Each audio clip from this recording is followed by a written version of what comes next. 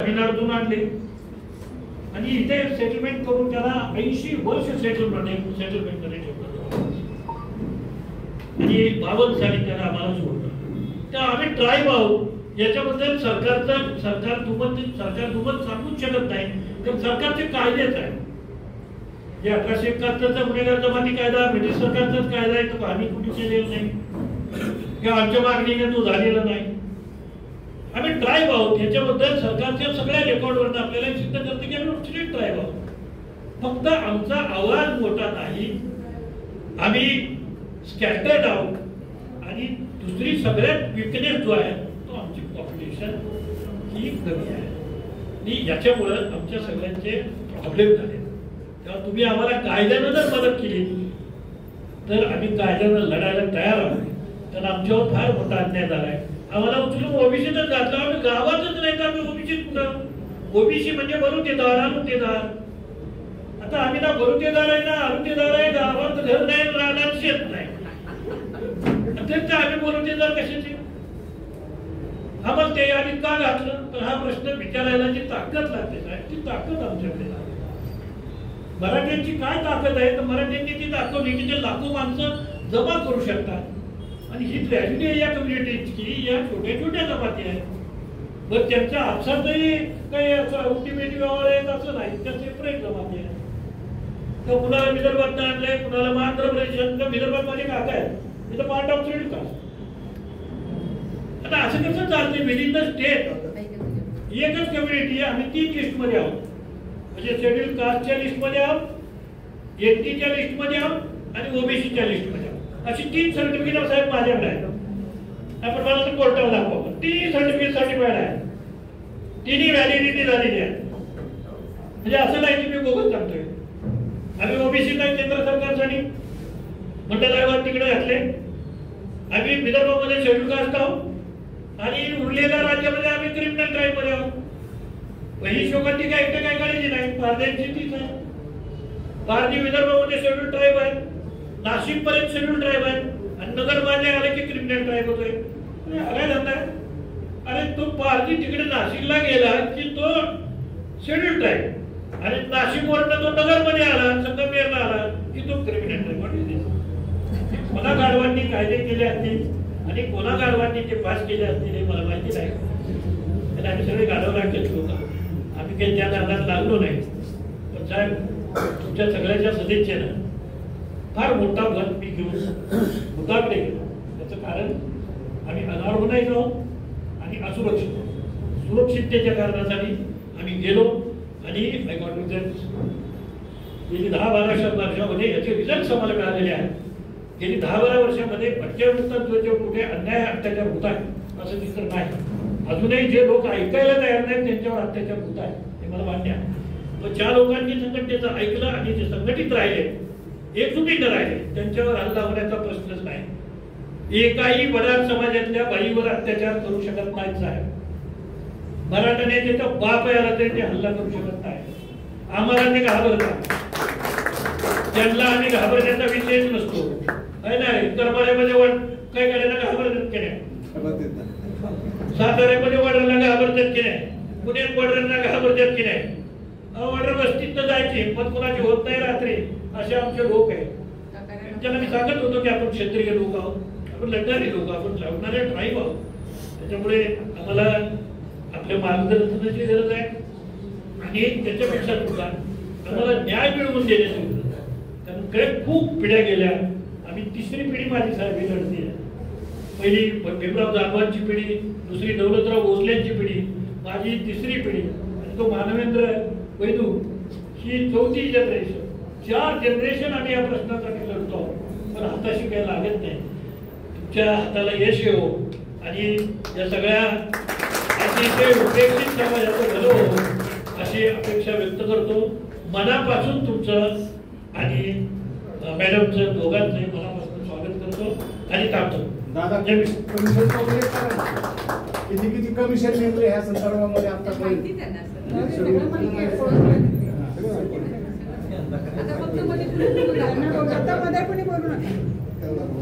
त्यांना बोलू द्या आपण ऐकू.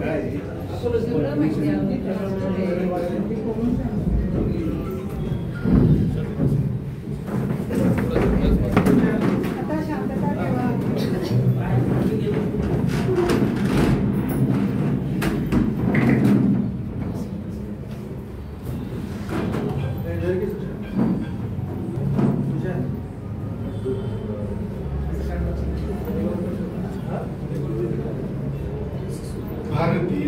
संविधानाचे निर्माते भारतरत्न डॉक्टर बाबासाहेब आंबेडकर, छत्रपती शिवाजी महाराज, राजर्षी शाहू महाराज, संत भगवान बाबा, अहिल्यादेवी होळकर, बिरसा मुंडा, त्याचबरोबर तमाम ज्यांनी महात्मा ज्योतिबा फुले, मा सावित्रीबाई फुले, मा जिजाऊ, मा रमाई, मा भीमाई या आपल्या आदर्शांना नतमस्तक होऊन अभिवादन करून उपस्थित आपल्या सर्वांच्या परवानगीने अगोदर तर क्षमा, यासाठी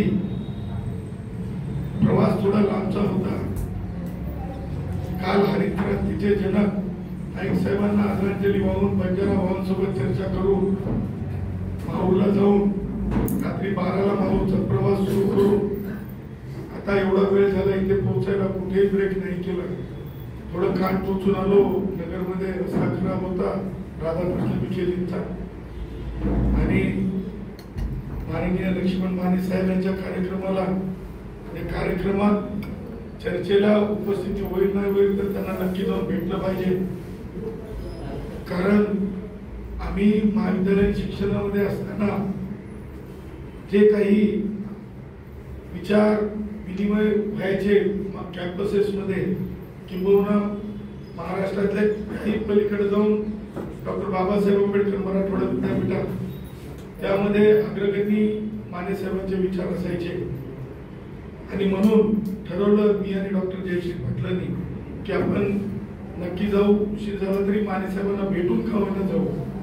आणि खरोखर आपल्या सर्वांची क्षमा मागत मी आपले 2 शब्द आपल्या समोर ठेवतो.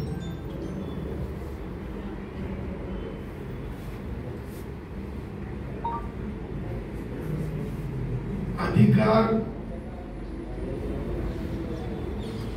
मिळवणं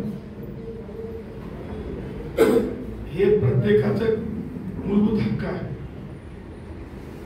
आणि अधिकारासाठी न लढणं हे आपल्यातलं नैराश्याचं रूप. आणि जेव्हा आपण लढवय्य म्हणतो, जेव्हा आपण दूर दरास म्हणजे माननीय सर्वोच्च न्यायालयाच्या इंदिरा साहनीच्या जजमेंटच्या आधारे बोलायचं झालं तर फार फ्लंग असलेले आम्ही म्हणतो, तेव्हा मेन स्ट्रीम मध्ये येऊन आपली भूमिका समजून सांगायला वेळच लागत असते. लक्ष्मण माने वेदना आहेत, 3 पिढ्या ज्या हक्कासाठी लढत आहेत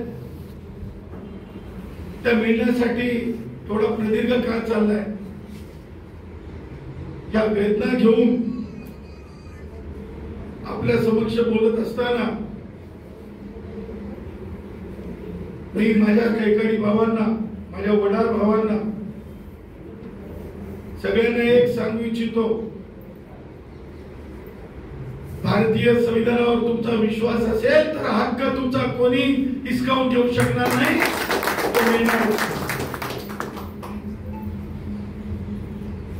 ज्यांचं नाही त्यांना तर मिळतंय, ज्यांचं नाही ते तर घेण्यासाठी समोर येत आहे. आणि मानेसाहेब आपण जे म्हणाला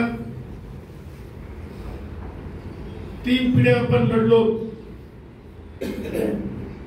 मी वेळेची वेळ ते म्हणतात ना की वेळ पाहून वेळ मारून आपला अंदाज चुकीचा ठरला नाही पाहिजे. अशाच वेळेस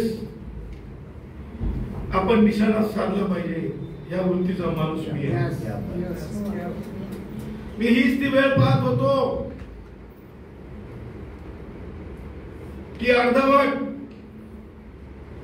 अर्धज्ञानी नीम हाकीम जान को खतरा वाले काय कधी चूक करतील. आणि ती वेळ म्हणजेच हा GR आहे. आणि त्यानंतर मी उघडलेला पिटारा आहे की माझ्या कैकाड्यांच्या हक्कासाठी, माझ्या बंजाऱ्यांच्या हक्कासाठी. मला तुम्हाला चर्चा करत असताना खुल्या अंतःकरणानं विचारायचं. रिऑर्गनायझेशन ऑफ स्टेट या आधारे मागील 50 वर्षात आपण एखाद्या वेळेस निवेदन लिहिले? हात वर करून सांगा. रिऑर्गनायझेशन ऑफ स्टेट या कायद्याखाली आपण एक निवेदन मागच्या 50 वर्षात लिहिलं आहे का? लिहिलं असेल तर हात वर करा, लिहिलं नसेल तर एक मुखात सांगा नाही. माने साहेब, आयोग पुढची गोष्ट आहे हो. बुलबुलैया म्हणलं तरी चालेल आपल्या प्रकरणात. माने साहेब, अफिनिटी टेस्ट त्याच्या पुढची गोष्ट आहे. परंतु आपल्या हक्कासाठी आपण 50 वर्ष ज्या प्रकारे आपण लढायला पाहिजे होते तो लढलो नाही आणि आता ती लढण्याची वेळ सुरुवात झाली. नंबर 1 म्हणतात ना, भाषावार प्रांत रचना केली म्हणजे जेवढं सोयीचं असेल ना तेवढं ते आमचं राज ठाकरे नावाचं पिल्लू सुद्धा सांगत राहतं. त्याच्या पुढे नाही सांगत, त्याच्या पुढे सुधरत नाही, त्याच्या पुढे कळत नाही.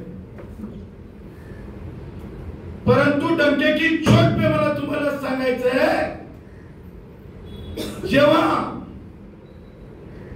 राज्याची निर्मिती नव्याने केली जाते किंवा रिऑर्गनायझेशन ऑफ स्टेट केलं जातंय, त्या राज्याचे, त्या समुदायाला, त्या वर्गाला जे अधिकार असतात जसेचे तसेच अधिकार नव्याने निर्माण होणाऱ्या राज्यात त्या समूहाला, त्या वर्गाला द्यावेच लागतात. हाच कायदा.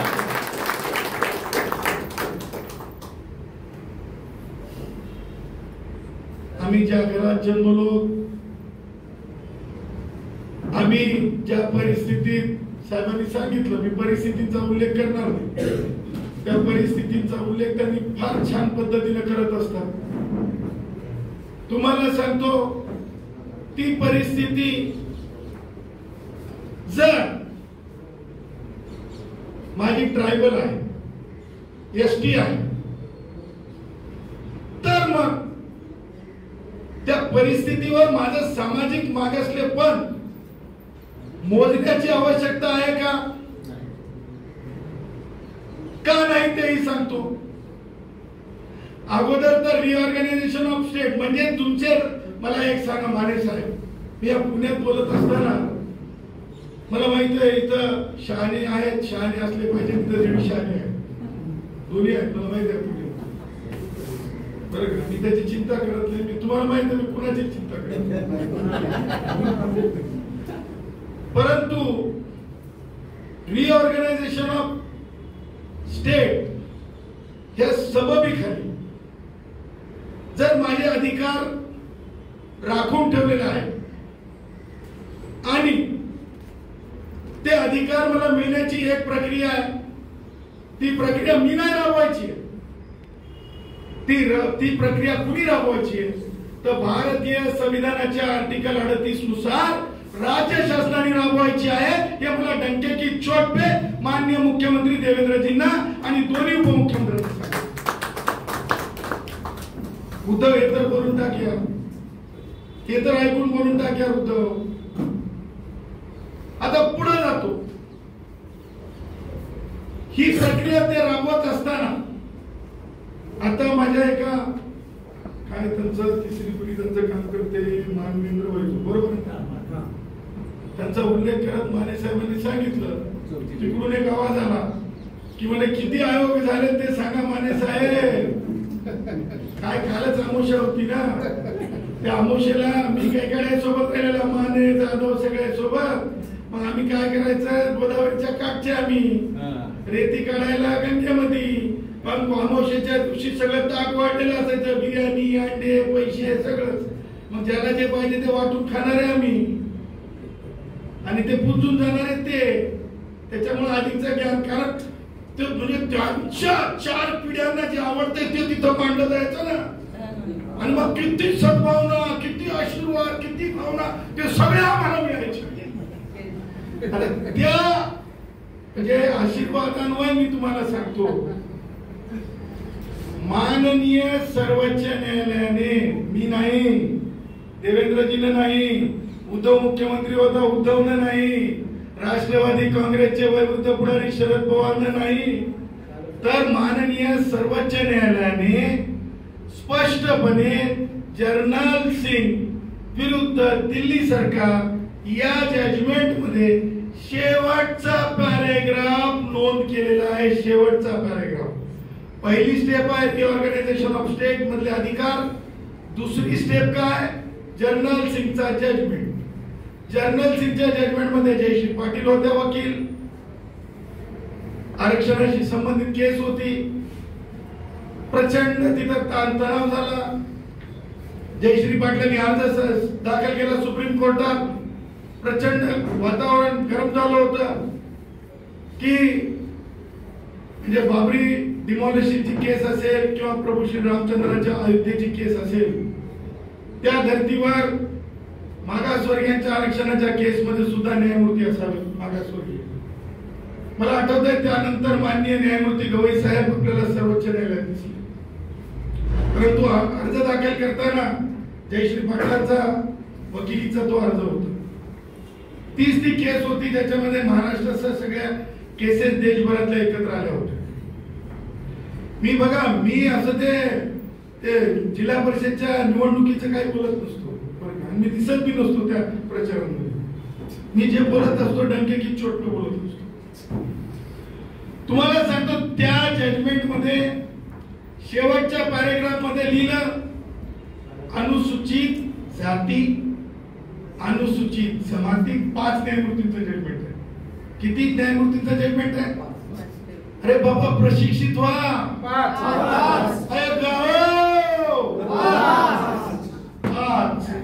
आणि 5 न्यायमूर्तींचं जेव्हा जजमेंट असतंय त्याला संविधान पीठाचं जजमेंट म्हणतात. आणि संविधान पीठाचं जेव्हा जजमेंट असतंय त्या जजमेंटला concurrent finding of the supreme court.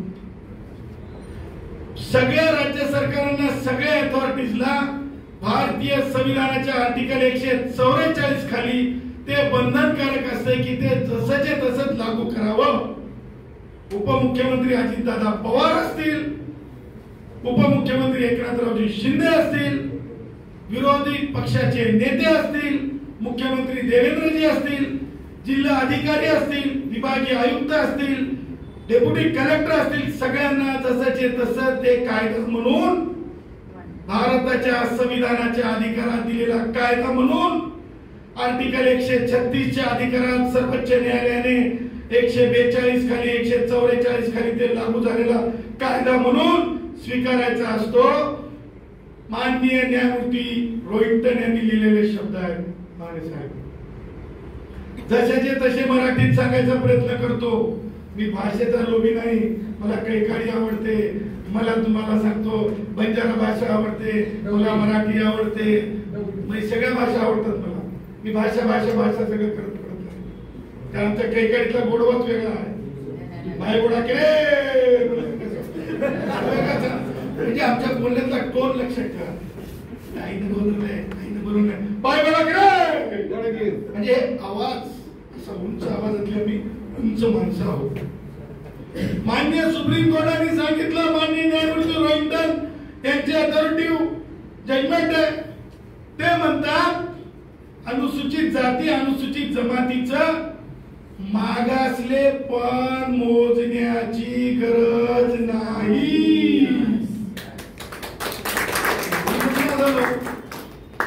माननीय सुप्रीम कोर्ट ऑफ इंडिया म्हणाल. आणि जेव्हा अनुसूचित जाती जमातीचं मागासले पण मोजण्याची गरज नाही म्हणजे इनबिल्ट आहोत, रिऑर्गनायझेशन ऑफ स्टेट प्रमाणे अधिकारात आहोत. तुम्ही म्हणाल सदावर्ती साहेब कुठं अभ्यास केला, कसं राहतंय? मी आहे ना सतत प्रक्रियेमध्ये न्यायालयीन अभ्यासाच्या कार्यामध्ये राहणार. मी गोंडगोवारी जेव्हा वाचत होतो, मी माना समाज जेव्हा वाचत होतो, तर माझ्या लक्षात आलं की विदर्भाकडले जे राज्य होते लागून त्या राज्यांमधले जर अधिकार आणि रिऑर्गनायझेशन ऑफ स्टेट मध्ये इतर देशातली जेव्हा राज्य निर्माण झाली, रिऑर्गनाइज झाली, तेव्हा त्या त्या राज्यातली ती परिस्थिती आणि ते अधिकार कोणत्याच परिस्थितीमध्ये व्हायलेट होऊ दिले नाही. तर मग माझ्या राज्यामध्ये का असं होत, मी लगेच फ्लॅग लावायला सुरू करतो. वेगवेगळे माझ्याकडे रिसर्चर्स आहेत. आता तर माझ्याकडे रिसर्चर्स माने साहेब तुम्हाला सांगतो लंडन मध्ये जाऊन रिसर्च करायला लागले. त्याच्यापैकी तुमच्या या मीटिंग मध्ये थांबवलेला राजा अशोक इथेच आहे, तो लंडनला चालला याच आठवड्यामध्ये रिसर्च साठी. आमची झेन सदावर्ते रिसर्च करत असते, ती लंडन मध्ये आहे. हे जे असं जे आमचं जे मोठं विंग झालंय ना, तुम्ही इथे काय बोललात, काय चाललंय, सगळी इन्फॉर्मेशन तिथपर्यंत येत होती. कारण काय की काय चाललंय हे माहित नसेल तर काय बोलावं हे कसं माहित असू शकतं. आणि म्हणून मी ठरवलं की माने साहेब परिस्थितीवर बोलतील, आणखी कुणीतरी लढ्यावर बोलल आणि मी जाऊन डंक्याची चोट में कायद्यावर बोलल आणि कायदा सगळ्यांना सांगायचं तात्पर्य. माने साहेब बरोबर आहे की 4 ऑक्टोबर मराठा आरक्षणाची तारीख आहे. किती ऑक्टोबर? 4. थोडी वाट बघा, लिंगे इथं बसलेले, थोडी वाट बघा. 4 ऑक्टोबरला एक नवीन पिटारा उघडणार. हो सरकार, तैयारी में रहना, वो सब कुछ निकालने जा रहा हूं 4 अक्टूबर को, जो लोग बहुत पसंद करेंगे. लोग बोलेंगे सच्चाई तो सच्चाई होती है. सांगायचं तात्पर्य, मी 4 ऑक्टोबरला, काही लोकांना ते पटेल, काही लोकांना ते पटणार नाही, परंतु ते महाराष्ट्र शासनाने लिखित केलेलं आहे आणि त्याच्या पुढे महाराष्ट्र शासनाला सुद्धा जाता येणार नाही. हे सुद्धा मी तुम्हाला आज त्याच्यात न जाता मिनिट सोडण्याचा मला तुम्हाला सांगायचंय. मानव समाज आपल्यासारखा, बरोबर ना, अल्पसंख्याक एकदम मायनॉरिटी कम्युनिटी आहे. मग मानव समाज ट्रायबल स्टेटस घेतलं की नाही? मानव समाज, तुम्ही मानव समाजाचे जर जजमेंट सुप्रीम कोर्टचे पाहिले, हायकोर्टचे पाहिले, मराठ्यांच्या बाबतीत सुद्धा जयश्री पाटलाला हायकोर्टात अपयश आलं. जयश्री पाटलाच्या बापांनी मराठ्यांचं आरक्षण आधी चॅलेंज केलं, मग जयश्री पाटलांनी चॅलेंज केलं. जयश्री पाटील थकले नाही, जयश्री पाटील म्हणे नाही, सुप्रीम कोर्टात जायचं म्हणे, लढेंगे म्हणे और जीतेंगे. लढेंगे तो जीतेंगे ना भाई, नाही राहायचं घेऊन कसं काय जमणार. आणि मग माना समाजाच्या बाबतीत सुद्धा, मराठ्यांच्या बाबतीत जसं आपण सुप्रीम कोर्टात जिंकलो, माना समाजाच्या बाबतीत सुद्धा माना समाज जे आहे आज ट्रायबल स्टेटस घेतलं. मुद्दा असा आहे, वेळ, पैसा, एनर्जी या तिन्ही गोष्टी वेस्ट होतात का? कोर्टात लढण्यासाठी पैसा लागत नाही, कोर्टात लढण्यासाठी पॉइंट लागतो. मला तुम्हाला सांगायला आनंद होईल, मी कास्ट बायस नाही. माननीय न्यायमूर्ती उच्च न्यायालयाचे आणि ऍडमिनिस्ट्रेटिव्ह ट्रिब्युनलला अध्यक्ष असलेले माननीय न्यायमूर्ती अंबादास जोशी साहेब मला असं म्हणायचे, मी म्हणायचो 30 मिनिट्स 30 सेकंड्स, तर ते मला म्हणायचे सदावर्ते न्यू पॉइंट. मी म्हणायचो बस 30 सेकंड्स.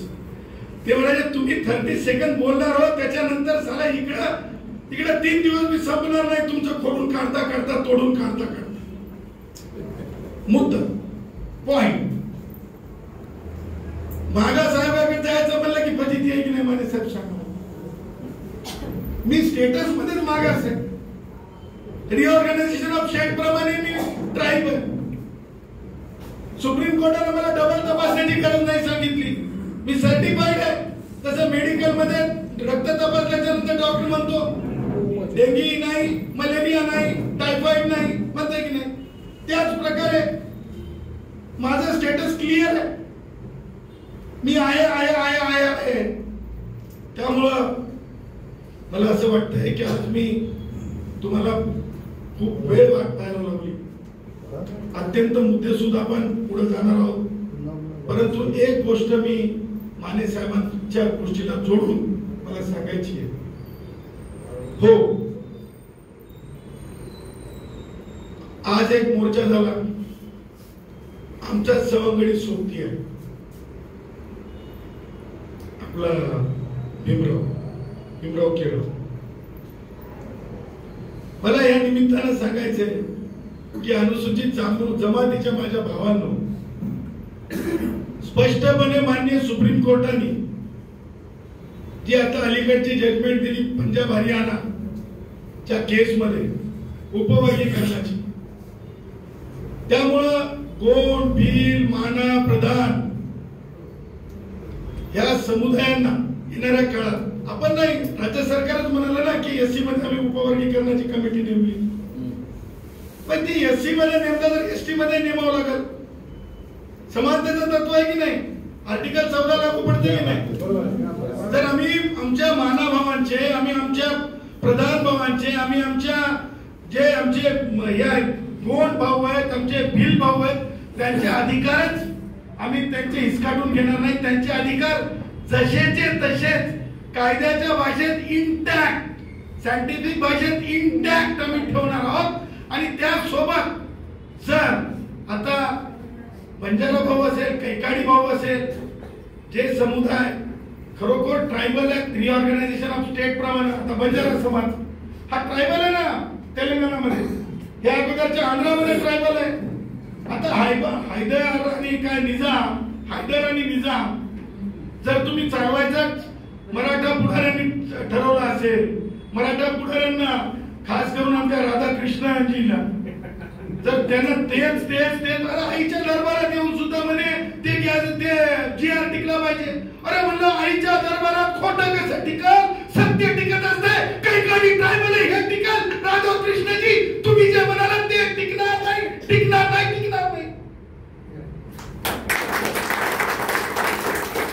म्हणजे दरबारात येऊन सुद्धा खोटं टिकू दे रे देवा. काय बानिशपणा म्हणू का? सांगायचं तात्पर्य, माने साहेब, कोणत्याही समुदायावर आपण अन्याय करणार नाही.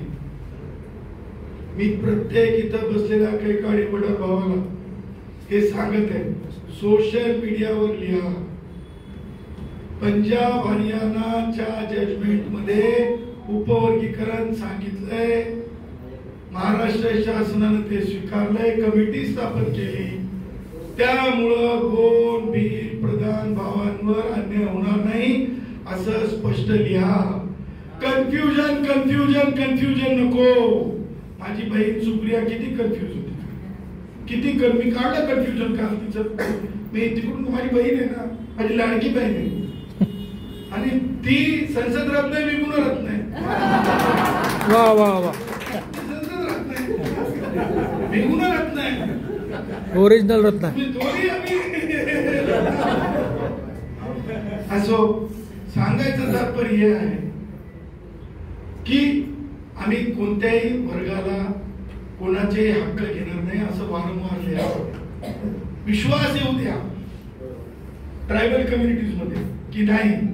आता तर सदावर्ते सर म्हणतायत ना, मला मेसेज येत आहेत बरं का माने साहेब, मला स्पष्ट मेसेज येत आहेत की सदावर्ते सर कसं होईल. मी त्यांना सांग, मला डॉक्टर गबाले नावाचे डॉक्टर आहेत, ट्रायबल आहेत, खूप चांगले डॉक्टर आहेत, मुंबईच्या सायन हॉस्पिटलला चाइल्ड स्पेशलिस्ट आहेत. अगोदर रागात मेसेज मध्ये, अगदी रागात, म्हणजे राग तुम्हाला माहिती आहे ना कसं असतंय. आमच्या कैकड्यातलं भांडण माहितच नसेल तुम्हाला, इकडून दावीस तिकडून दावीस करता चलत राहते आमच्या. पण आमचं की नाही, सुखात करता राहते, दुःखात करता राहते, मयतीत करता राहते. काळी आणल्याशिवाय तर आमचं काम तुम्हाला सांगतो. ह्या मुद्द्याला पुढे नेताना मला तुम्हाला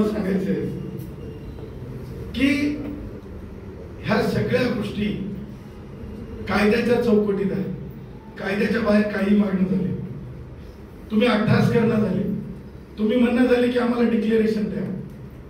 तुम्ही काय म्हणाले, हा जरंगे जयश्री पाटलांचा जरंगे सगळ्यांनी दादा हे ते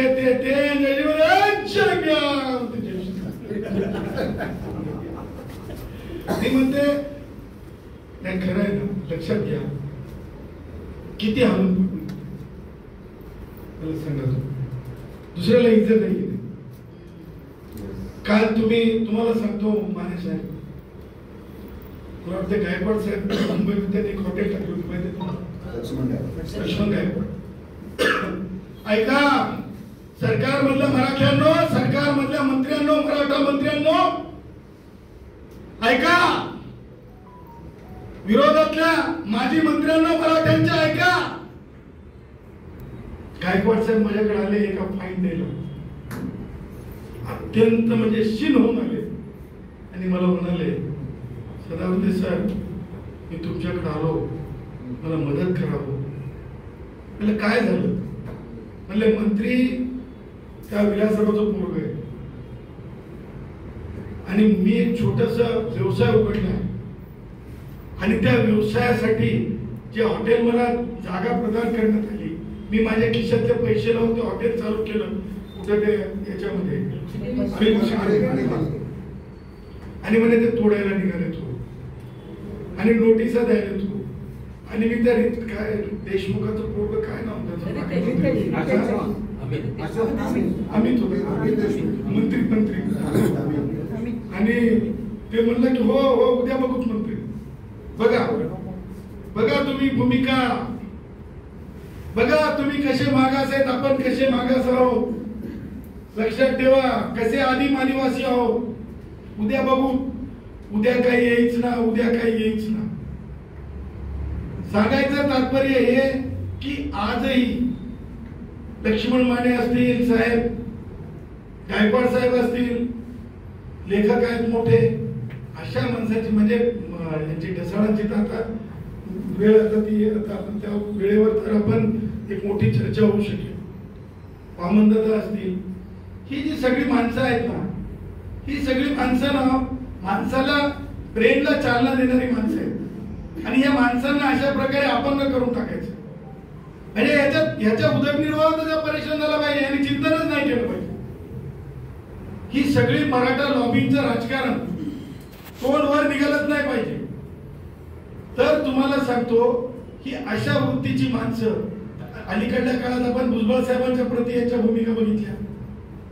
मला सांगा, भुजबळ साहेबांवर आणि धनंजयजींवर बोलणाऱ्या अंजली दमानिया या राधाकृष्ण विखेवर का बोलत नाहीत? लोक म्हणतात राधाकृष्ण विखेला सदावर्ते का नाव घेणार का नाही घेणार? तिकडं देशमुखाचा पोरगा मंत्री होतोय, सारं खाण्यापिण्याचे वादे करायला निघतंय गायकवाडांच्या, इतरांवर कारवाई करायला मागे पाहत नाही. आणि जेव्हा मला सांगा, आमचे प्रश्न आम्हाला वेदनादायी करायला सोडता तुम्ही आणि अंजली दमानिया अशा 2 बॉटल हातात घेतात. बघा म्हणे कीटकनाशक आहेत म्हणे हे, आणि म्हणे हे काय ते अमेझॉन वर एवढ्याला मिळतात आणि म्हणे धनंजयने एवढ्याला घेतली. आमच्या रक्तमासाचं, आमच्या हाडाचं, आमच्या बटल्यातलं भगवान बाबाच्या विचारांना मुंडे कुटुंबीय पुढे आलेलं आहे. मी माझ्या बटक्यांना, मी माझ्या आदिवासींना मी कधी वाईट म्हणणार नाही, मी माझ्या एससीना कधी वाईट म्हणणार नाही. माझं चुकलं तरी मी पोटात घेणार आणि मी पुढे नेणार, ही मी शपथ खाली आहे.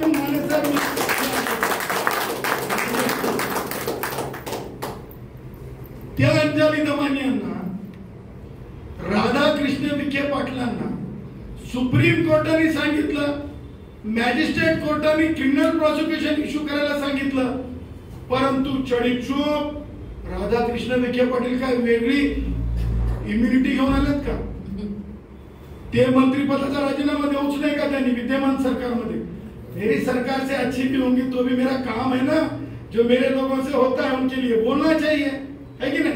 मग गपचाळीस म्हणलं तर संविधान वाचून उपयोग काय? बरोबर आहे ना? त्यामुळं मला सांगायचं की रिंगण करून एससी एसटी असतील, भटके असतील, ओबीसी असतील, त्यांना त्रास देण्याची प्रक्रिया. आता काल तर मला म्हणजे माने साहेब, राधाकृष्ण विखेंचं तर मला म्हणजे एवढं मला आश्चर्य वाटलं. ते आमचं धनगर समाजाचा मुलगा प्राध्यापक लक्ष्मण हाके म्हणजे स्वयंघोषित म्हणजे काय व्यवस्थेच्या चष्म्यातून म्हणजे राधाकृष्ण विखेजींचे जन्माला आलेली अवलाद काय त्याचं नाव सुजय हे सर्टिफाईड आहेत का आणि बाकी सगळे माने सुद्धा स्वयंघोषितच आहेत का? म्हणजे आमच्यानं बोललं की स्वयंघोषित आणि तुमचं बोललं की इनरंट म्हणजे इनरंट सर्टिफाईड वंशावली प्रमाण. राधा जी वो नहीं चले या कहीं गाड़ी आगे से शुरू हो जाना तो तुम ना रास्ता कम पड़ेगा और पकड़े जाओगे, ध्यान में रखना. कारण आमच्यामध्ये तेवढी ताकद आहे. घोड्यावर पळत पळत बसायची तर सवय नाही माने साहेब, पण आम्ही की नाही कुदाले म्हणत जाऊन पाटकन उडी मारून बसतो. मी सुद्धा बरं शिक्षण आमच्यामध्ये आहे. असो, आमचा जो होमिजिनियस क्लास आहे, आपला जो वर्ग आहे, त्या वर्गाला ट्रायबलच म्हणून संबोधलं जाईल. माना हा प्लॅटफॉर्म लक्षात ठेवा, मानाची केस डोक्यात ठेवा, रिऑर्गनायझेशन ऑफ स्टेट लक्षात ठेवा. त्याच्या पुढे जाऊन तुम्हाला सांगतो की मागासले पण तपासण्याची गरज नाही, लक्षात ठेवा. चुकून सुद्धा म्हणू नका की मागास आयोगाकडे पाठवा, मागास आयोगाकडे पाठवा, चुकून सुद्धा म्हणू नका. कारण तुम्ही कशाच्या आधारे मागत आहात तर रिऑर्गनायझेशन स्टेटच्या आधारे आपण ते हक्क मागत आहोत. आणि माझं काउंटर चॅलेंज आहे, हे मी पिटारा कोणत्या दिवशी खोलला, ज्या दिवशी त्यांनी तो लिंबू टिंबू GR मार्केटमध्ये आणला. तो लिंबू टिंबू GR तसाच मार्केटमध्ये आणला, मी पिटारा उघडला. आणि भाई तुम्ही सुरुवात केली तर राधाकृष्ण विखे काय समाज कल्याण मंत्री आहेत का? तरी सुद्धा ते बिचारा शेड्यूल कास्ट मध्ये जन्माला आलेले शिरसाट, त्यांच्या हाताला जर ते GR लागला असता आणि ते जर जरंग्याला दिला असता तर काय इटा झाला असता का? दिसले का संजय शिरसाट तिथं? मी जे दिसतंय ते बोलतो, मला कोणाचीच भीती वाटत नाही. तुम्हाला दिसले का संजय शिरसाट? मला सांगा, समाज कल्याण मंत्री कोण आहे? अरे जोरात सांगा, समाज कल्याण राधाकृष्ण विखे पाटील आहेत का? नाही. मग राधाकृष्ण विखे पाटलांनी संजय शिरसाटला जरंग्याला GR देण्यासाठी का नेलं नाही? इटाळ होता का की वाटत होता तो GR? आणि आपली काही पोरं असतात, आपली पोरं जातात, भेट देतात, आपली पोरं चळवळी म्हणलं की मदत करतात. आपली लिळ्या विचाराची मुलं सुद्धा गेली, त्यांनी भारतरत्न डॉक्टर बाबासाहेब आंबेडकरांचा फोटो दिला. फोटो दिसला का नंतर कुठे ठेवला माहितीये तुम्हाला? कुठे टाकला माहितीये तुम्हाला? त्यामुळं मी काय सांगितलं की तुमचा पॉइंट नक्की असला पाहिजे, तुम्ही पाहिजे तेवढंच केलं पाहिजे, त्याच्या एक्सेसिव्ह जाता कामा नये. आणि आपण ज्या होमिजिनियस क्लास मध्ये आहोत, माने साहेबांनी जी परिस्थिती विशद केली, ती परिस्थिती, त्या परिस्थितीला वेगळं पाहण्याची आज तरी गरज नाही, जोपर्यंत 7 न्यायमूर्तींचं जजमेंट येत नाही. किती? आज किती न्यायमूर्तींचं जजमेंट आहे? आणि त्याला संविधान पीठ म्हणतात. काय म्हणतात? संविधानापीठापेक्षा कोणी मोठा आहे? नाही. एवढंच बोलतो. तुम्हाला खूप खूप हार्दिक हार्दिक शुभेच्छा देतो.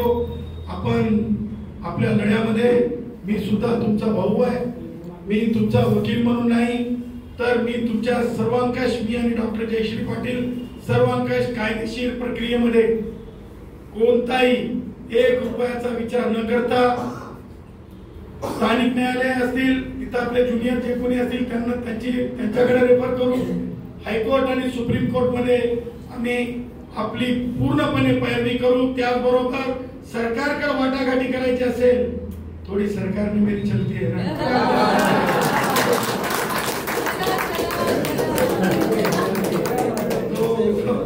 इथे वाटाघाटी करतो, थोडी नाही बघा ना, मला अडवायला निघालाय. मला अंतर्वालीतच येतो आता. डंकेची चोट पे. डंकेची चोट पे आहे ना बाय. तर ह्या प्रसंगी मला वाटतं थोडा डोक्यावरचा बोज कमी झाला असेल.